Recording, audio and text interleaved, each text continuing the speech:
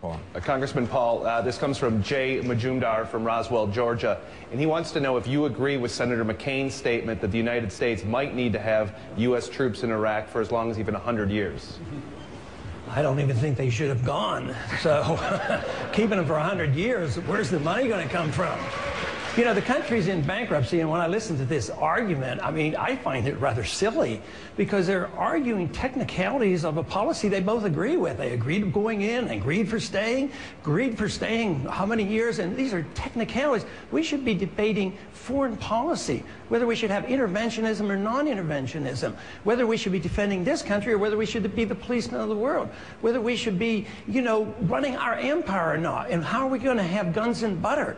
You know, the 70s were horrible because we paid for the guns and butters of the 60s. Now we're doing the same thing, and nobody even seems to care. The dollar is crashing, and you're talking about these technicalities about who said what, when. I mean, in 1952, we Republicans were elected to stop the war in Korea. 1968, we were elected to stop the war in Vietnam. And tragically, we didn't stop it very fast. 30,000 more men died. So when I talk about these long-term stays, I think, how many men are you willing to let die for this? For something that has nothing to do with our national security.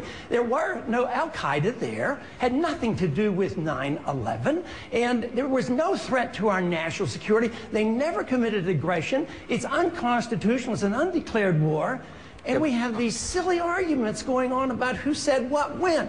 I think it's time to debate foreign policy and why we don't follow the Constitution and only go to war with a declaration of war.